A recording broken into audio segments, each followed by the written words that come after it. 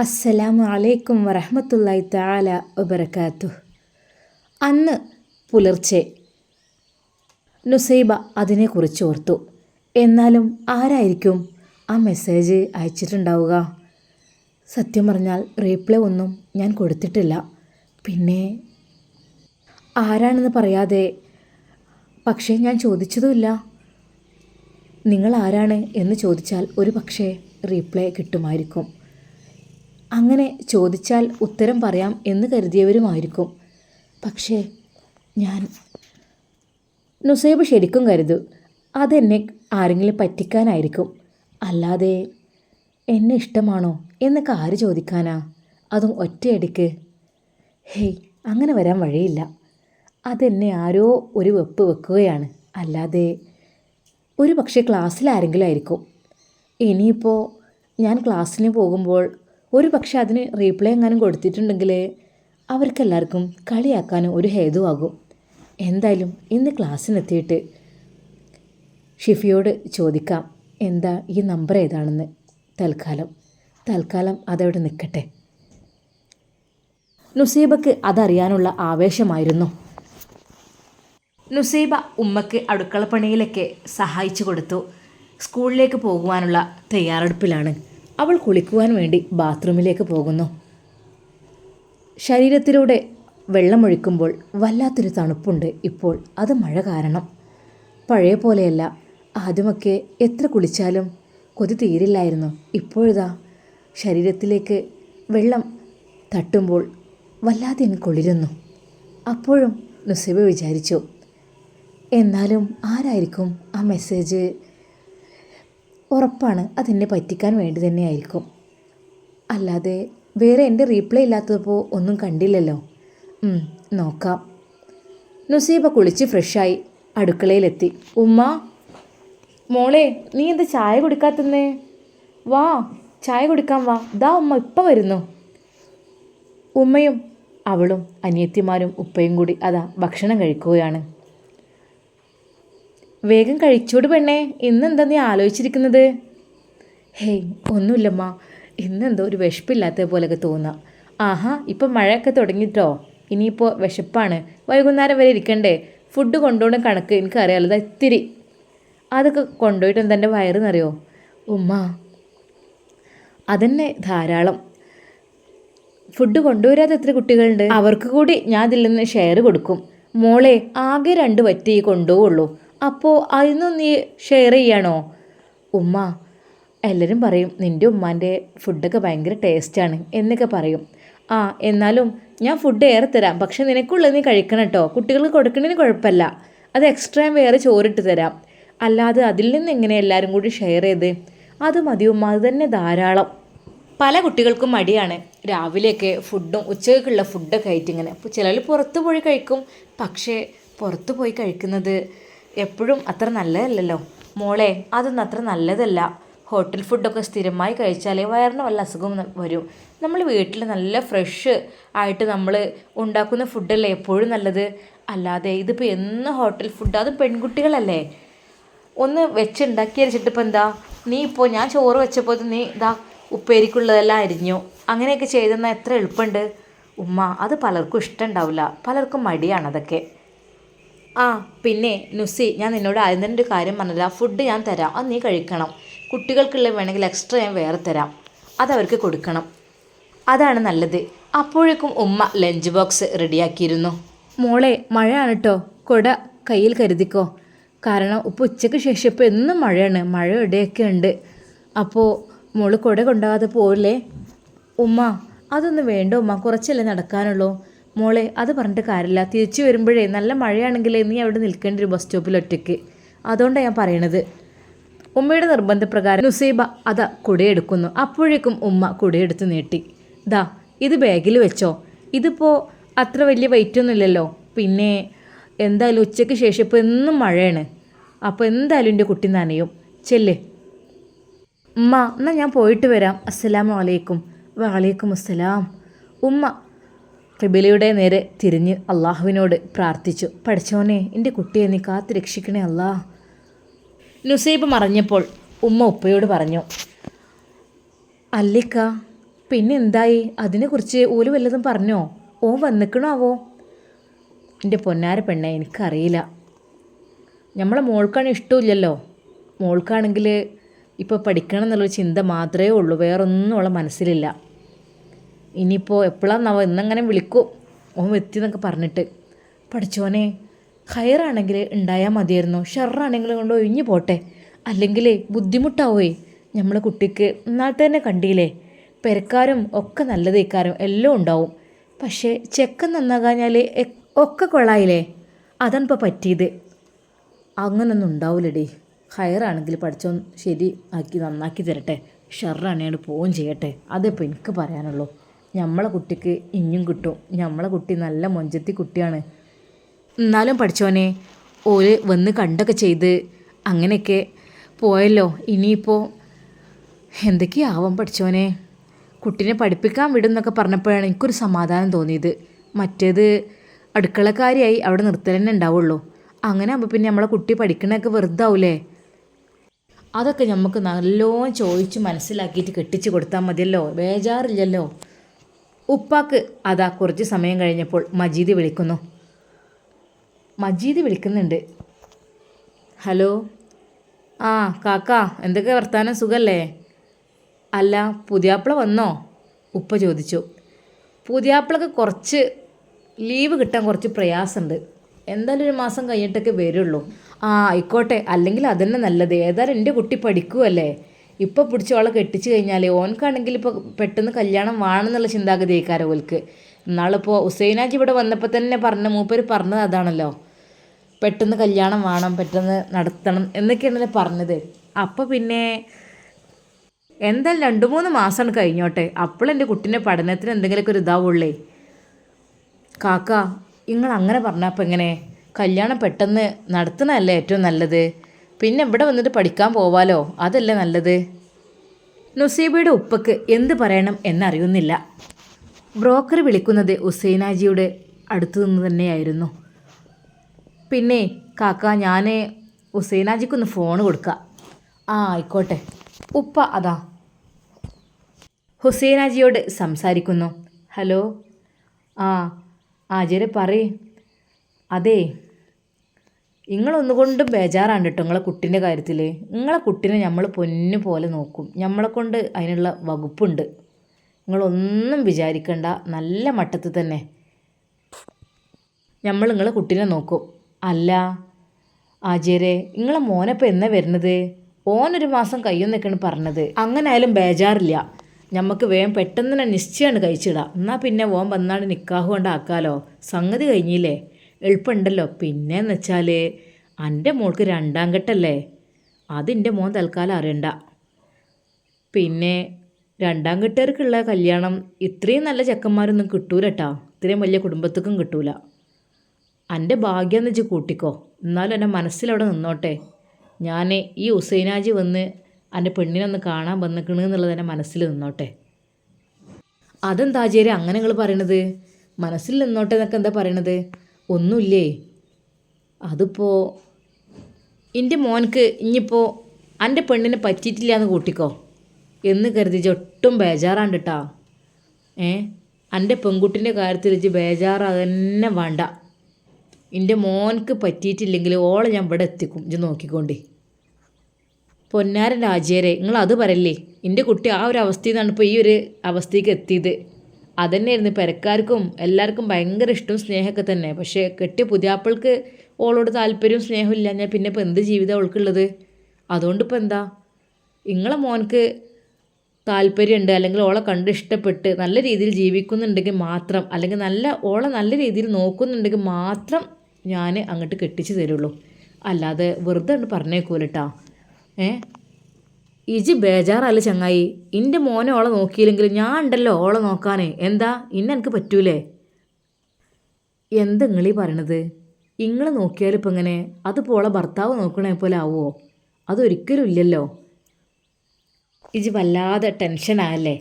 ഞാൻ ഉണ്ട് എന്ന് പറഞ്ഞാൽ എന്താ, ഞാൻ അങ്ങോട്ട് എൻ്റെ കുട്ടീനെ കെട്ടിക്കോളും എന്നാ പറഞ്ഞതിൻ്റെ അർത്ഥം. ആചാര്യ, നിങ്ങളെന്താ തമാശ അറിയാണോ? ഇതിന്മേൽ നിങ്ങൾ തമാശ പറയണത്? എൻ്റെ കുട്ടീൻ്റെ ജീവിതം വെച്ചാണോ നിങ്ങൾ കളിക്കാൻ നിൽക്കുന്നത്? കാര്യം ഞാൻ നിങ്ങളെ വീട്ടിലും വന്ന് പണിയെടുത്തൊക്കെ തന്നെയാണ്. നിങ്ങളെ വീട്ടിലത്തെ കൂലിപ്പണിയും കാര്യങ്ങളും തൊടുത്തതൊക്കെ ഞാൻ ചെയ്തിക്കണേ. അത് വെറുതെ ഞാൻ പൈസ വാങ്ങി പോന്നിട്ടില്ല.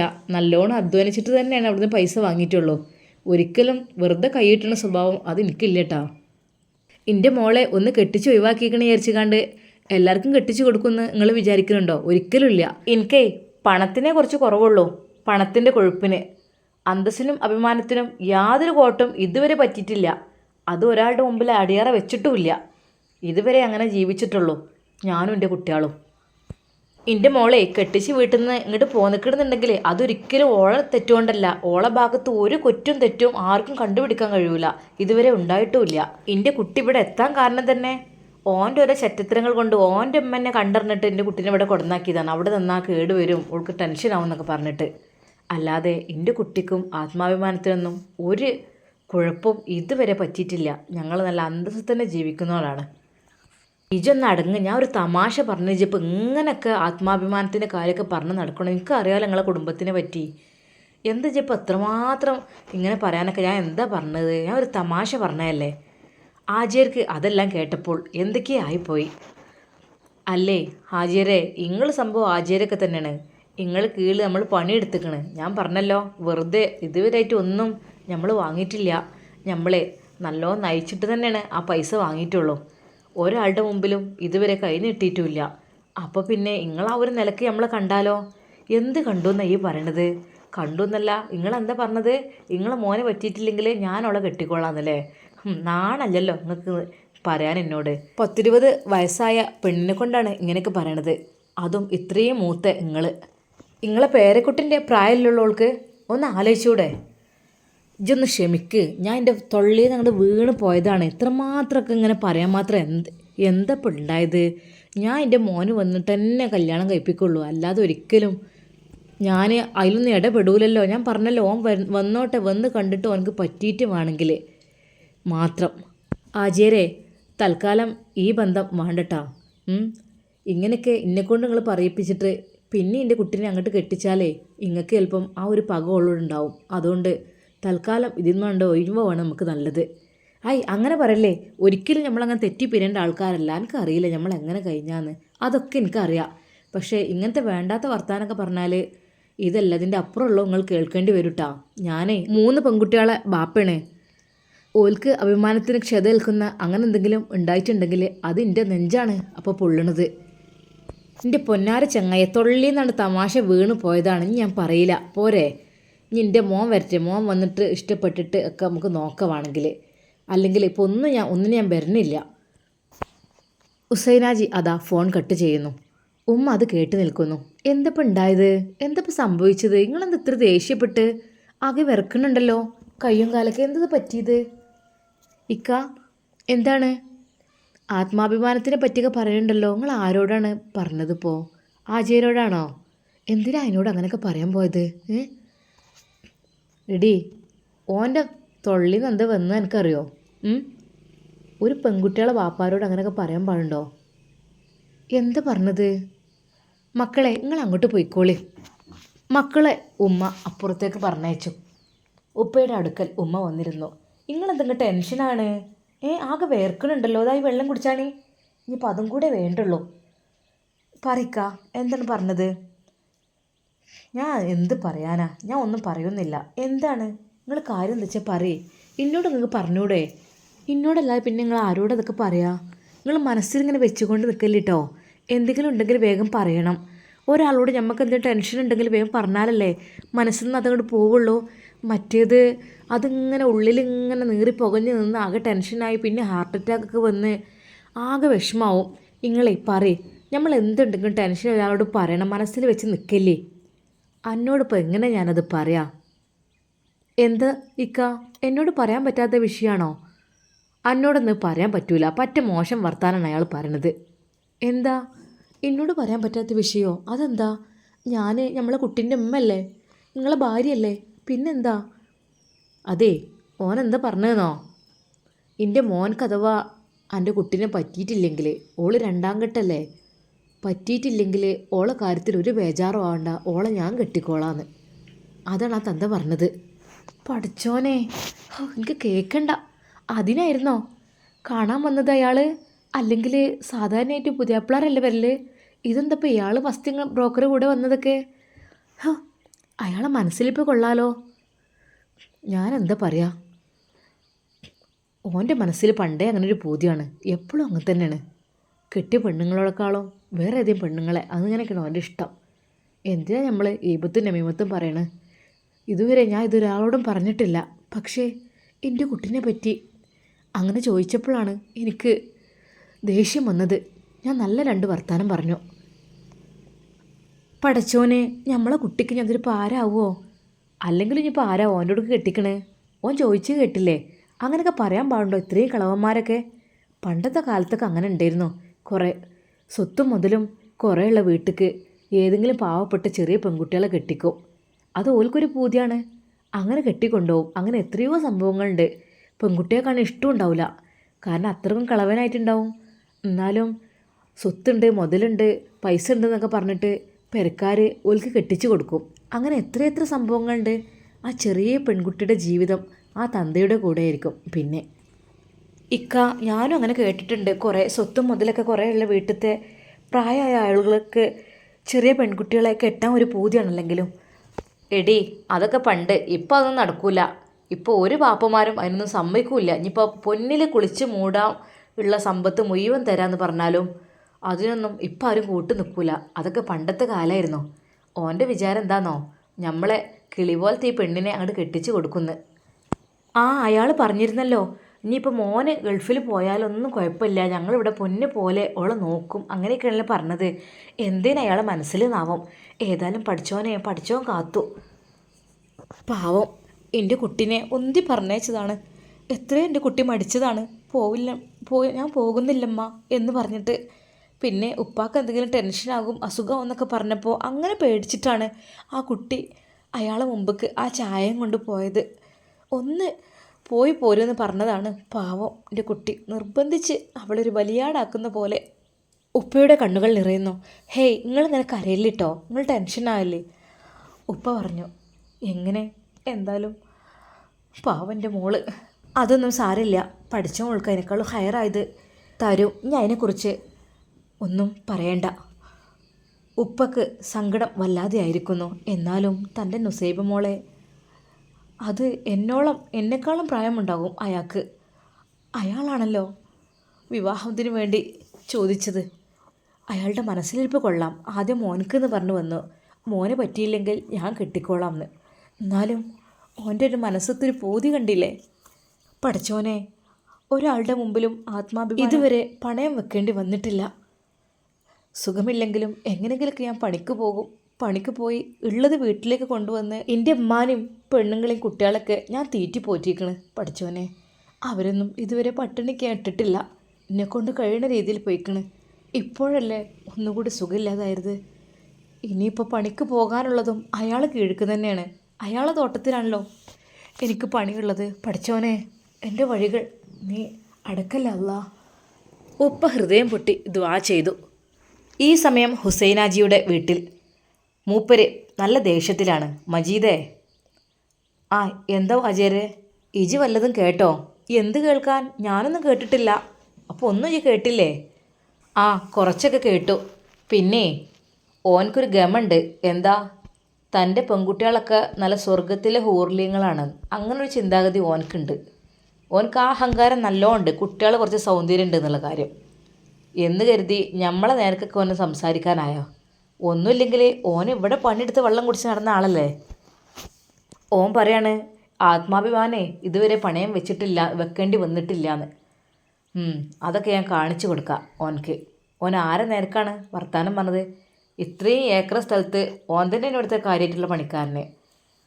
അങ്ങനെ പണിയെടുത്ത് ഞാൻ തന്നെ അതിന് കൂലി എണ്ണി കൊടുത്തിൻ്റെതും. കുട്ടികൾക്ക് കുറച്ച് സൗന്ദര്യം ഉണ്ട് വിചാരിച്ചു കണ്ട് ഇത്രയൊന്നും അഹങ്കരിക്കാൻ പാടില്ല ആരും. ഓൻ എന്നോട് എന്തൊക്കെ പറഞ്ഞത് ഈ കേട്ടോ? കുറച്ചൊക്കെ ഞാൻ കേട്ടു. പിന്നെ ഞാൻ കേൾക്കാൻ കഴിയായിട്ട് അങ്ങോട്ട് പോയി. ഓനെ വെറുതെ വിട്ടാൽ പറ്റൂല. ഇനി ഒരു പണി ഈ വീട്ടിൽ ഓനെ കൊടുക്കൂല. ഈ ഒരു തൊടുവിലും വേറെ പണിക്കാരനാക്കണം. ഓനിപ്പോൾ സുഖമില്ലാത്തത് കൊണ്ടല്ലേ കുറച്ച് ദിവസം ലീവ് എടുത്തത്. അസുഖമൊക്കെ മാറിയിട്ട് വരാമെന്ന് പറഞ്ഞതല്ലേ. ആജേരെ, അത് വേണോ? അതിവിടെ പണിയെടുത്തിട്ടല്ലേ നിങ്ങൾ പൈസ കൊടുക്കണത്, വെറുതെ കൊടുക്കണമെന്നില്ലല്ലോ. അതെങ്ങനെയും പണിയെടുത്ത് വന്ന് പോയിക്കോട്ടെ. അറ്റെങ്കിൽ 2-3 പെൺകുട്ടികളല്ലേ, ഓരോ ജീവിതം അങ്ങനെ കഴിഞ്ഞു പോയിക്കോട്ടെ. അതുകൊണ്ട് തന്നെ ഞാൻ പറഞ്ഞത്, അതിനൊക്കെ രക്ഷപ്പെടാൻ വേണ്ടിയിട്ട് മാത്രമാണ് ഞാൻ ഈ ഒരു അടവ് പറഞ്ഞത് അവനോട്. ഇനിയിപ്പോൾ എനിക്ക് പറ്റൂലെങ്കിൽ വിചാരിച്ചിട്ടാണ് മകൻ്റെ പേര് പറഞ്ഞത്. മകനെവിടെ, ഓൻ കിട്ടുന്നില്ല. ഓനിപ്പോൾ ഏത് കാലം വരുന്ന വെച്ചിട്ടിരിക്കണ്. ഞാൻ വെറുതെ ഒരു അടവ് ഇട്ടതാണ്, എന്നാലെങ്കിലും ഓന് സമ്മതം മൂളിക്കോട്ടെ എന്ന് വിചാരിച്ചിട്ട്. അപ്പം ഞാൻ ഒന്ന് പറഞ്ഞു പോയി, ഓന് പറ്റൂലെങ്കിൽ ഞാൻ കെട്ടിക്കോളാം. അതും ഓന് പറ്റിയില്ല. ഓനങ്ങോട്ട് ചൊടി വന്നിട്ട് ഓൻ എൻ്റെ നേർക്ക് ഇതുവരെ അങ്ങനെ വർത്താനം പറഞ്ഞിട്ടില്ല. നല്ല രീതിയിലാണ് എന്നോട് സംസാരിച്ചത്. ഒന്നുമില്ലെങ്കിൽ ഇവിടുത്തെ പൈസ കൊണ്ടല്ലേ ഓന് മക്കളെ പോറ്റുന്നത്, വേറൊന്നുമല്ലല്ലോ. ഓനക്ക് വേറെ എവിടെ നിന്ന് കിട്ടാൻ, എവിടുന്നും കിട്ടാനില്ല. ഓനൊരു പാഠം പഠിപ്പിക്കണം. ഓൻ്റെ കുട്ടിൻ്റെ ആ സൗന്ദര്യം വെച്ചാണ് ഓൻ കളിക്കണത്. ഞമ്മക്കൊന്നും അത് പറ്റൂല എന്നുള്ളതാണ് ഓൻ്റെ വിചാരം. കാണിച്ചു കൊടുക്കുക. ആചാര്യ, ഇനിയിപ്പോൾ നിങ്ങൾ ഇതിനായിട്ട് പ്രശ്നം ഉണ്ടാക്കാൻ നടക്കണ്ട. കാരണം നിങ്ങൾ വെച്ചാൽ ഇവിടെ അറിയപ്പെടുന്ന ആചാര്യാണ്, ഇത്രയും മുതലും സ്വത്തുള്ള ആളാണ് നിങ്ങൾ. അപ്പോൾ നിങ്ങൾ എന്തെങ്കിലുമൊക്കെ പ്രശ്നം ഉണ്ടാക്കി നിങ്ങൾക്കൊരു ചീത്തപ്പേരും കൂടി വരും. വെറുതെ അതിന് നിൽക്കണ്ട. എനിക്ക് ചീത്തപ്പേരൊന്നും വരില്ല. എനിക്കഥവാ ചീത്തപ്പേര് വന്നാൽ തന്നെ അതാ എത്രയും പൈസ ഞാൻ എറിയും. അതുകൊണ്ട് എറിഞ്ഞാണ്ട് അതാണ് നിർത്തും. പക്ഷെ ഓനക്ക് എന്തെങ്കിലും വന്നാലോ, അത് നാടൊട്ടിക്കാണ്ട് അറിയില്ലേ കാരം. അതുമല്ല കെട്ടിച്ച് തീർത്തൊരു മോളും. മുതലാളിയെ, നിങ്ങളിപ്പോൾ അങ്ങനൊന്നും അതിനൊന്നും നിൽക്കണ്ട ഒന്നിനും. നിങ്ങളിപ്പോൾ ആ വിഷയം വിട്ടാളി, നമുക്ക് വേറെ നോക്കാം. വേറെ ഇഷ്ടംപോലെ പെൺകുട്ടികളുണ്ടാവും നിങ്ങളൊക്കെ പറ്റണേ. നിങ്ങൾക്ക് പറ്റണ ഇഷ്ടം പോലെ നല്ല മണി പോലത്തെ പെൺകുട്ടികൾ ഇനിയും കിട്ടും. ഓളെ വിട്. ആ കുട്ടി എന്തായാലും പഠിക്കല്ലേ, ഡോക്ടർ വിഭാഗമൊക്കെ പഠിക്കാൻ നിൽക്കണം. അല്ലെങ്കിൽ ഇപ്പോൾ അതിനൊക്കെ നമുക്ക് കിട്ടുമോ? എന്താണെങ്കിൽ കിട്ടായി? എനിക്കെന്താ അതിനുള്ള കപ്പാസിറ്റി ഇല്ലേ? കുറച്ച് പ്രായം കൂടിയേ ഉള്ളൂ. അതേ, ഈ ഹുസൈനാജിക്ക് ഒരു കുറവും ഇല്ലട്ടാ ഒരു കാര്യത്തിലും. എന്നാൽ ആചാര്യ ഞാൻ പോട്ടെ, ഞാൻ പിന്നെ വരാം. അതേ, ആ വൈക്കറ്റിച്ച് പോവുകയാണെങ്കിൽ ഓനെങ്ങാനും കാണുകയാണെങ്കിൽ പറഞ്ഞോണ്ടേ, തന്തനോടും മക്കളോടും സൂക്ഷിക്കാൻ കേട്ടാ. ഇതുവരെ എന്നെ ഒരു പാമ്പും കൊത്തിയിട്ടില്ല. ഇതാ ഓനാണ് ആദ്യമായിട്ട് എൻ്റെ നേർക്ക് സംസാരിച്ചത്. അതിന് പകരമായിട്ട് ഹുസൈനാജി എണ്ണി ചോദിക്കുന്ന ഈ പറഞ്ഞോണ്ടേ. എന്താ ആചാര്യ നിങ്ങൾ ഇങ്ങനെയൊക്കെ പറയണത്? അല്ലെങ്കിൽ ആരെങ്കിലും ഇങ്ങനെ കെട്ടിച്ച് തരുമോ അങ്ങനത്തെ കുട്ടികളൊക്കെ? അത് ഇത്രയും പ്രായമുള്ള നിങ്ങൾക്കൊക്കെ നമുക്കൊന്ന് ആലോചിച്ചറിഞ്ഞൂടെ മജീദേ? ഈ പോലെ ഭാഗം കൂടുന്നുണ്ട്, എനിക്ക് മനസ്സിലാക്കണേ. അല്ലെങ്കിൽ ഈ ഇന്നലെ തന്നെ എന്നോട് പറയുന്നുണ്ട് അത് വേണോ എന്നൊക്കെ. എനിക്കെന്താ, ഞാൻ പറഞ്ഞില്ലേ ഈ ചോദിക്കണ പൈസ ഞാൻ തരുന്നേ, പിന്നെന്താ എനിക്ക് ബേജാറ്? ആചാര്യ, അത് പൈസയൊക്കെ ഓക്കെ, അതൊക്കെ നമുക്ക് എങ്ങനെ ഉണ്ടാക്കാമല്ലോ. പിന്നെ അതല്ലേ, പിന്നെ ഇത് ജീവിതമൊക്കെ ആകെ കുളമായി കഴിഞ്ഞാലേ അതും എൻ്റെ നേർക്ക് തന്നെ. ഒന്നെന്നെ ഞാൻ ഓൾക്ക് ഉണ്ടാക്കി കൊടുത്തത് ഇങ്ങനെ കഴിക്കണം. ഇനിയും ഇതായി കഴിഞ്ഞാലേ ആകെ പ്രശ്നമാണ്. എനിക്ക് പിന്നെ കല്യാണം ഒന്നും കിട്ടൂല. ഇവിടുത്തെ ആൾക്കാർക്കൊക്കെ ബ്രോക്കർ പണി നടത്തുന്നത് ഞാനാണ്. അപ്പോൾ ഇതിനൊക്കെ നിന്നാൽ എന്താ മജീദേ, എനിക്കിപ്പോൾ നമ്മളെ ഒരു പുച്ഛായോ? അതല്ല ആചാര്യ, നിങ്ങളൊന്നും വിചാരിക്കില്ലേ. നിങ്ങൾക്ക് നമുക്ക് പറ്റിയത് ഞാൻ ഉണ്ടെങ്കിൽ നോക്കണ്ട്. അതിനനുസരിച്ചുള്ളതൊക്കെ ഉണ്ടാവുമല്ലോ. ഹാജാരുടെ വീട്ടിൽ നിന്ന് മജീദ് അതാ പടിയിറങ്ങുന്നു. അയാളുടെ മനസ്സിൽ ഭയമുണ്ടായിരുന്നു നല്ല രീതിയിൽ. കാരണം ഇനിയിപ്പോൾ ആരെ മുഖത്ത് നോക്കും? എങ്ങനെ ആ നുസൈബാൻ്റെ ഉപ്പാൻ്റെ മുഖത്ത് ഞാൻ നോക്കും? ഹുസൈനാജിയുടെ ആ മുഖം കാണുമ്പോൾ തന്നെ പേടി തോന്നുകയാണ്. അന്ന് നുസൈബയുടെ സ്കൂളിൽ നുസൈബ വരുന്നതും കാത്ത് എല്ലാ ഫ്രണ്ട്സുകളും അവളെ കാത്തിരിക്കുന്നുണ്ട്. എല്ലാവരും അവളെ നോക്കുന്നത് കണ്ട് നുസൈബാക്ക് ശരിക്കും സംശയമായി. ഇല്ല, എന്നെ പറ്റിക്കാൻ വേണ്ടി ആരോ ഇന്നലെ എന്നെ ഇഷ്ടമാണെന്നുള്ള മെസ്സേജൊക്കെ അയച്ചിരുന്നു. ആരായിരിക്കും അത്? നുസൈബാക്ക് അവരുടെ മുഖമൊക്കെ കണ്ടപ്പോൾ അവരെല്ലാവരെയും സംശയിക്കുന്ന രീതിയിൽ അവൾ നോക്കി. ഷിഫ അപ്പോഴേക്കും നുസൈബയെ വിളിച്ചു. ഡേ നുസൈബ, ഇവിടെ വാ. എടേ, സത്യം പറഞ്ഞോ, ഈ ഇന്നലെ പറ്റിച്ചില്ലേ? വേറെ ഏതോ നമ്പറിൽ നിന്ന് വിളിച്ചിട്ട്? അല്ല, സോറി, മെസ്സേജ് അയച്ചിട്ട്. പഠിച്ചോനെ, ഞാനോ? നീ ഒന്ന് പോടി പെണ്ണേ, നീ എന്താ അറിയാത്ത പോലെ. എന്താടി? അതെ, പിന്നെ ഒരു കാര്യം പറയാണ്ട്. എന്താ? നീ ഇങ്ങോട്ട് വാ, നമ്മൾ ക്ലാസ്സിലുള്ളവർ കേൾക്കും. ബെല്ലടിച്ചില്ലല്ലോ. അവർ പുറത്തുകൂടെ നടന്നു. അതെ പെണ്ണേ, പിന്നെ ഞാൻ നിന്നോടൊരു കാര്യം പറയട്ടെ കേട്ടോ. എന്ത് പെണ്ണെ, തുറന്ന് പറയ്. നിനക്ക് എന്തെങ്കിലും മെസ്സേജ് വന്നോ? ആ വന്നു. അത് നീയല്ലേ? ഞാനൊന്നല്ല, നീ ഒന്ന് പോടി. പിന്നെ നമ്മളെ ക്ലാസ്സിൽ ആരോ എന്നെ പറ്റിക്കാൻ വേണ്ടിയിട്ട് ഒരു മെസ്സേജ് അയച്ചു. ഞാൻ പേടിച്ചിട്ട് റീപ്ലൈ കൊടുത്തില്ല. എനിക്ക് പേടിയാണ് സത്യം പറഞ്ഞാൽ അങ്ങനെയൊക്കെ. അല്ലടി, സത്യം പറയ്, അയച്ചോ? എന്താ അയച്ചത്? അത് ഹായ് എന്നയച്ചു. അപ്പോൾ ഞാൻ തിരിച്ച്, എനിക്ക് സത്യം പറഞ്ഞാൽ പേടിയായി. പിന്നെ ഞാൻ എന്തെങ്കിലും ടൈപ്പ് ചെയ്യട്ടെ, ആരാണൊക്കെ ചോദിക്കട്ടെ എന്ന് വിചാരിച്ചു, പക്ഷേ ചോദിച്ചില്ല. പിന്നെ എന്നോട് ചോദിച്ചു എന്നെ ഇഷ്ടമാണോ, അതാണ് മെസ്സേജ് അയച്ചത്. സത്യമായിട്ടും എടി സത്യം? ആ, അതാരാ നിനക്കറിയോ? എന്നെ പറ്റിക്കാൻ വേണ്ടി നമ്മുടെ ക്ലാസ്സിൽ ആരോ ചെയ്യുന്നതാണ്. അല്ല പെണ്ണേ, അതാരാണെന്ന് നിനക്ക് ഇപ്പോഴും ഊഹിക്കാൻ കഴിഞ്ഞില്ലേ? നമ്പർ സേവ് ചെയ്തോ? ഹേയ് ഇല്ല, എവിടെ നോക്കട്ടെ. നുസൈബ ഫോൺ എടുത്ത് അവളെ കാണിച്ചു. പഠിച്ചോനെ, ആ ഒരു സമയത്ത് മെസ്സേജ് അയച്ചിട്ട് ഒരു റീപ്ലൈ ഒന്നും കൊടുത്തിട്ടുമില്ല, പിന്നെ ഒന്നും ഇങ്ങോട്ട് വന്നിട്ടുമില്ല. ഇഷ്ടമാണോ എന്ന് ചോദിച്ചതിനുള്ള റീപ്ലൈ ഒന്നും കൊടുത്തിട്ടില്ലല്ലേ? അപ്പോൾ നമുക്ക് റീപ്ലൈ കൊടുത്താലോ? ഞാൻ അയക്കണോ? വേണ്ട പെണ്ണേ, നീ ആർക്കാ എന്താ അറിയാതെ ഇപ്പം എന്താ? എടി പെണ്ണേ, ഞാൻ പറയാം, ഞാൻ അങ്ങനെ തുറന്ന് പറയുന്നില്ല, ഞാൻ ഒരു ക്ലൂ തരാം. ആദ്യത്തെ അക്ഷരം എസ് ആണ്. എസ്സോ? അതാരടി? എസ് നീ തന്നെയല്ലേ ഷിഫ? അതല്ല പെണ്ണേ. ഓക്കെ, ഒരു ക്ലൂ കൂടി തരാം. എസ് എച്ച് എന്ന പേരുള്ള ആ അക്ഷരത്തിനുടമയാണ്, ആ പേരിനുടമയാണ് നിനക്ക് മെസ്സേജ് അയച്ചത്. എന്താ പെണ്ണേ, എസ് എച്ച് വെച്ചിട്ട് എത്രയോ പേരുള്ള കുട്ടികളൊക്കെ നമ്മളെ ക്ലാസ്സിലുണ്ട്. ഇനിയും വേണം ക്ലൂ? ഷിഫ, ഇത് കളിയല്ല കേട്ടോ, ഇതൊക്കെ വലിയ സീരിയസ് പ്രശ്നങ്ങളാണ്, സംഭവമാണ്. ആവണമല്ലോ, സീരിയസ് ആവണം. അതുതന്നെയാണ് എൻ്റെ ആഗ്രഹം. സീരിയസ് ആവണം, അല്ലാതെ പിന്നെന്താ? എന്താടി നീ പറയുന്നത്? അതെ, പിന്നെ ഞാൻ ഒരക്ഷരം കൂടി പറഞ്ഞു തരാം കേട്ടോ. ആ ആളാണ് നിനക്ക് രാത്രി മെസ്സേജ് അയച്ചത്. എനിക്കോ? എൻ്റെ നമ്പർ എങ്ങനെ കിട്ടാനാ? നമ്പർ കിട്ടാനാണോ പണി? അവസാനത്തെ ലെറ്റർ ഒന്നും കൂടി ഞാൻ പറയാം. ഫസ്റ്റ് എസ് എച്ച്, അവസാനത്തെ എസ്. ഓക്കെ, ഇനി ഞാൻ പറയില്ല. S H S. എടി അത് ബോയ് അല്ലേ? ലാസ്റ്റ് എസ് വരുന്നത് വരുന്നതല്ലേ? ഗേളാവുള്ളൂ. അതെ, ബോയ് തന്നെയാണല്ലോ. പഠിച്ചോനെ, എന്തായാലും എസ് എച്ച് വരുമ്പോൾ ആദ്യത്തെ അക്ഷരം എന്തൊക്കെ തന്നെയായാലും ഷ, ഷി അങ്ങനെയൊക്കെ തന്നെ വരുള്ളൂ. ആ വായിക്ക് പെണ്ണേ, നിനക്കെന്താ? എടി എനിക്ക് പേടിയാവുന്നു. സത്യത്തിൽ നിനക്ക് പേടിയുണ്ടെടി? സത്യം പറയും. സത്യമായിട്ടും എനിക്ക് പേടിയാണെടി. മെസ്സേജ് അയച്ചത് പറയോ? ഷമ്മാസാണോ? ആ പെണ്ണെ, നിനക്കറിയാലേ, അത് തന്നെയാണ്, അവൻ തന്നെയാണ് മെസ്സേജ് അയച്ചത്. പഠിച്ചവനെ, എനിക്ക് പേടിയാവുന്നു. എന്തിനാ പെണ്ണെ ഇങ്ങനെ പേടിക്കേണ്ട ആവശ്യം? എന്നെ ഇഷ്ടമാണോ എന്ന് ഒരാൾ ചോദിക്കുകയാണ്, അപ്പം നീ എന്തെങ്കിലും റീപ്ലൈ കൊടുക്കേണ്ടത്? തിരിച്ചെന്ത് കൊടുക്കണം? ഇഷ്ടമാണെങ്കിൽ നിനക്ക് പറയണം ഇഷ്ടമാണ്, അല്ലെങ്കിൽ പറയണം എനിക്ക് ഇഷ്ടമല്ല എന്ന് പറയണം. ഈ 2 വാക്കുകളാണ് ഇവിടെ നമ്മൾ കൊടുക്കേണ്ടത്. അഥവാ പെണ്ണ് കാണാൻ വരികയാണെങ്കിലും എങ്ങനെയൊക്കെ തന്നെയാലും ഇഷ്ടമാണോ ചോദിച്ചാൽ നമുക്ക് എസ് ഓർ നോ നമുക്ക് പറയൽ നിർബന്ധമാണല്ലോ.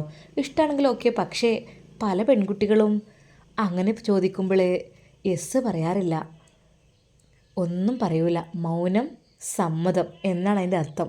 അപ്പം നീ ഒരു വാട്സപ്പ് പേജ് എടുത്ത് നോക്കുമ്പോൾ നീ ഇഷ്ടമാണോ എന്ന് ചോദിച്ചില്ല, ഒന്നും പറഞ്ഞിട്ടില്ല. ഒന്നെങ്കിൽ നിനക്ക് പറയാമായിരുന്നു ഇഷ്ടമല്ല, എനിക്കിഷ്ടമല്ല എന്ന് പറഞ്ഞാൽ അവർ ഒന്നും നിന്നോട് പറയില്ല, അതങ്ങനെ കണ്ട് സോൾവ് പോയിക്കോളും. പക്ഷേ നീ ഒന്നും കൊടുത്തിട്ടില്ല, ഇഷ്ടമല്ല എന്നോ ഇഷ്ടമാണ് എന്നോ. മൗനം സമ്മതം എന്നാണ് അങ്ങനെയുള്ളതിന് അർത്ഥം എല്ലാവരും കണക്ക് കൂട്ടാറുള്ളത്. അപ്പോൾ നീ മൗനമാണ് അവിടെ പാലിച്ചത്, അപ്പോൾ നിനക്ക് സമ്മതമാണ്. ഷിഫ, എന്താടി? സത്യം പറയടി, നിൻ്റെ മനസ്സിനുള്ളിൽ ചെറിയൊരാഗ്രഹമല്ലേ ഇപ്പോൾ ഷമ്മാസിനെ കുറിച്ച്? എടീ, എനിക്ക് പേടിയാണെടി അങ്ങനത്തെയൊക്കെ പറയുന്നത്. എനിക്ക് പേടിയാണ് അതിനെക്കുറിച്ച് ആലോചിക്കാൻ. അതെന്താടി? നിൻ്റെ ജീവിതം അങ്ങനെ ആയിപ്പോയെന്ന് കരുതിയിട്ടേ എല്ലാ ആണുങ്ങളും അങ്ങനെ ആവില്ല കേട്ടോ. ഇതൊക്കെ കിട്ടിക്കഴിഞ്ഞാൽ നല്ല ഭാഗ്യമാണ് നിനക്ക്. അവന് ഷമ്മാസ് എന്ന് പറഞ്ഞാൽ അങ്ങനെ ഇങ്ങനെ നടക്കുന്ന ആളൊന്നല്ല, നല്ല ചെക്കനാണ്. അങ്ങനെയുള്ള ചെക്കന്മാരെയാണ് പെൺകുട്ടികൾക്ക് എപ്പോഴും ഇഷ്ടം. ഒരു കച്ചറയില്ല, കോതറയില്ല, നല്ല രീതിയിൽ, എന്നാലോ ആവശ്യത്തിന് സ്മാർട്ടും ഉണ്ട്, എല്ലാ കാര്യങ്ങളുണ്ട്, അത്യാവശ്യം ക്യാഷ്ലി ആണ്, കാണാനാണെങ്കിൽ ഒടുക്കത്തിൽ ലുക്കും. അങ്ങനെയൊക്കെ പെണ്ണ് ആരെ കിട്ടണേ? ഞാൻ അന്നേ വിചാരിച്ചതാണ്. ഹൈജാബിയെക്കുറിച്ച് ചോദിച്ചപ്പോൾ തന്നെ എനിക്ക് മനസ്സിനുള്ളിൽ ചെറിയൊരു ഡൗട്ട് കുടുങ്ങിയതാണ്. എടി ഷിഫ, എന്നെ ഷമ്മാസ് കണ്ടിട്ട് പോലുമില്ല സത്യമായിട്ടും. പിന്നെ കാണണമെന്നുമില്ലല്ലോ, ഹിജാബി ആയ പോരെ. നസീബ, ഞാനൊരിക്കൽ കൂടി നിന്നോട് ചോദിക്കണേ ഷമ്മാസിന് വേണ്ടിയിട്ട്, പിന്നെ നിനക്ക് ഷമ്മാസിന് ഇഷ്ടമാണോ? പറയടി, എന്തൊക്കെ തന്നെയായാലും പറയൂ. നിൻ്റെ ജീവിതം അങ്ങനായെന്ന് വിചാരിച്ചിട്ട് എല്ലാം അങ്ങനെ ആണം എന്നൊന്നുമില്ല. ഷിഫ, നമ്മളിപ്പോൾ പഠിക്കല്ലടി, അതിനെക്കുറിച്ച് ചിന്തിക്കണ കാര്യമാണോ? ഒരിക്കലും പെണ്ണെ ഇപ്പോൾ വിവാഹം കഴിക്കണമെന്ന് ഞാൻ പറയുന്നില്ലല്ലോ. ജസ്റ്റ് ഒന്ന് പറഞ്ഞു വെക്കുക എന്ന് മാത്രം. എടി അതൊക്കെ തെറ്റല്ലേ, എനിക്ക് പേടിയാണെടി അതൊക്കെ. അതല്ലടി, നീ രക്ഷപ്പെടും, നോക്കിക്കോ. പിന്നെ നിന്നോടൊരാൾ ഒരു കാര്യം മെസ്സേജ് അയച്ച് ചോദിച്ചിട്ടുണ്ട്. അതിനുള്ള ഒരു റീപ്ലൈ നീ എന്തായാലും കൊടുക്കണം. ഒന്നെങ്കിൽ എസ് അല്ലെങ്കിൽ നോ എന്ന് കൊടുത്തേ തീരൂ. അതാണ് എൻ്റെ മര്യാദ. ഓക്കെ, നിനക്ക് ഇഷ്ടമില്ലെങ്കിൽ അത് നോ പറഞ്ഞ് ഒഴിവാക്കി കളയാം, ഒരു കുഴപ്പമില്ല. ഇഷ്ടമാണെങ്കിൽ എസ് എങ്കിലും ഒന്ന് പറയാനുള്ളൊരു മര്യാദ നീ ഒന്ന് കാണിക്കണം. ഒന്നുമില്ലെങ്കിൽ നീ ഇവിടെ എൻട്രൻസ് കോച്ചിങ്ങിന് പഠിക്കുന്നൊരു പെൺകുട്ടിയല്ലേ, കുറച്ചൊക്കെ ബുദ്ധിയും കഥയൊക്കെ ഉണ്ടാവില്ലേ നിനക്ക്? ഷിഫ, ഇനിയൊന്നും പറയണ്ട. ഞാൻ ഷമ്മാസിനോട് എസ് പറഞ്ഞു എന്ന് പറയൂ ട്ടെ. അവൾ സമ്മതമാണ് എന്നാണ് അതിൻ്റെ അർത്ഥം എന്ന് ഞാൻ പറഞ്ഞോട്ടെ? എടേ ഷിഫ, അത് വേണ്ടേ? ദേ, ഷമ്മാസിനെ കെട്ടാൻ വേണ്ടി കാത്തു നിൽക്കുന്ന എത്രയോ പെൺകുട്ടികൾ ഇവിടെ ഉണ്ട്. പക്ഷേ അവനക്ക് അവരൊന്നും ഇഷ്ടമല്ലാത്തത് കൊണ്ടാണ് എല്ലാവർക്കും ഷമ്മാസിനെ കുറിച്ചുള്ള സംസാരം. എന്താലേ, അവനധികം പ്രായമില്ല, എന്നാലും കാണാൻ നല്ല ലുക്കും നല്ല ഭംഗിയും നല്ല ദീനിയായ ഒരാളും എല്ലാം കൊണ്ട് നല്ല ഒത്തുണ്ടെങ്കിൽ നല്ലൊരു ചെറുപ്രായക്കാരൻ മനുഷ്യൻ എന്നൊക്കെയാണ് എല്ലാവരും അവനെക്കുറിച്ച് പറയുന്നത്. അപ്പോൾ നിന്നെയാണ് അവൻ ലക്ഷ്യമിട്ടിട്ടുള്ളത്. അതിന് നഷ്ടപ്പെടുത്തുകയാണോ? അല്ലേ മോളെ, വലിയൊരു നഷ്ടമായിരിക്കും കേട്ടോ. ഇനി ഞാൻ പറയാനുള്ളതൊക്കെ പറഞ്ഞു കഴിഞ്ഞു. ഇനി നിൻ്റെ ഇഷ്ടമാണ്. നീ ചെറിയ കുട്ടിയൊന്നുമല്ലല്ലോ. ഒരാൾ ഒരു സ്നേഹത്തോട് ഇഷ്ടമാണെന്ന് ചോദിച്ചാൽ എൻ്റെ അർത്ഥം എന്താ? അവനോട് താല്പര്യമുണ്ടോ, അല്ലെങ്കിൽ അവന് നിന്നെ സ്നേഹിക്കുന്നതിൽ എന്തെങ്കിലും പ്രശ്നമുണ്ടോ, അതൊക്കെയാണ് അതിൻ്റെ ചോദിക്കണത്. അപ്പോൾ നമ്മൾ അതിൻ്റേതായിട്ടുള്ള റീപ്ലൈ കൊടുക്കണം. ഷിഫ, എനിക്ക് പേടിയാണ്. എൻ്റെ ഒരു പേടി, ഈ ഒന്ന് പോയിക്കേ. ഈ കുറേ പേടിച്ച് നിന്ന് എൻ്റെ ആദ്യത്തെ ഹസ്ബൻഡ് എന്നെ കുറേ എന്താ പറയുക, കുറേ ബുദ്ധിമുട്ടിച്ചില്ലേ. ഈ പേടിച്ച് നിന്നിട്ടാണ് കുറേയൊക്കെ ഇങ്ങനെ ആയത്. അല്ലെങ്കിൽ തൊള്ള തുറന്ന് പറയുകയാണെങ്കിലേ ആണുങ്ങളൊന്നും ഇങ്ങനെ ആയി പോകില്ലേനോ. എനിക്കാണെങ്കിൽ കുറച്ച് പേടിയും ബേജാറ് കൂടുതലാണ്. ഇത്ര പാടില്ല. പെൺകുട്ടികളാണെങ്കിൽ കുറച്ച് സ്മാർട്ട് വേണം.